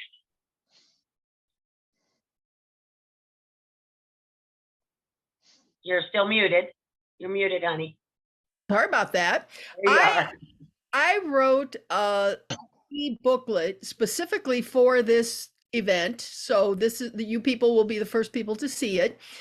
When we're adults, it's an exciting time because we can finally start to have an equal peer type of a relationship with our parents. However, there are a lot of factors that try to make people think that, when we become an adult, then suddenly our parents are old and feeble and, can't take care of themselves. So my booklet specifically is about how to have a fruitful and satisfying peer relationship with your older parents when you become an adult. Not how to take care of them, none of that, but just how to really appreciate them and have them appreciate you and how to have that good relationship. And it'll be there. And Natalie, by the way, put together my landing page. She did a great job. So Natalie's amazing. yeah, you can go Natalie to did that a great landing job page. helping me put this together. She's amazing. You can go to that landing page and just put in your email and you will get a copy of that. Thank you. And Archie. Well, I will happily give a one-to-one session with anyone, including a session at the end if they so desire. I will also give them a relaxation download when I can bore anyone to sleep. So Stop it. so it does work. So yep, that's what my offer is. And as you've probably realized from tonight, I love talking, so I'm happy to talk to anyone. So a free session and a download. So yeah, that's what I'm offering to you. Well, I want to appreciate all you guys that participated and joined me here today. Janine, thank you so much for giving us your time to help with the back office and to step in where we needed you for speaking. And Natalie, girl, I love you. Thank you so much. I couldn't have done this without you. And thank you, Margot and Archie, so much. And Holly, thank you so much for coming. And Monica, continue to self-care and get your rest, babe. And Kathy. Okay, and I just want to chip in. Thank you, everybody, for joining us today. And if you don't mind, since it's our first event and we're always trying to up our game, please will you click on the link that I've just dropped in the chat, fill in our feedback form and give us feedback as to what your experience was like or what you'd like to see more of. Feel free to tell us every aspect, because after all, as long as we're aware of it, we can manage it, control it, and turn it into something great. That's right. And I just want to give Kathy a shout out too. She is my super tech girl. She also saved the day on my website this past week. Love you, girl. We're a community of giving souls supporting each other. This is the good group that you want to hang out with. Everybody, thank you again. It's been wonderful. Until next time.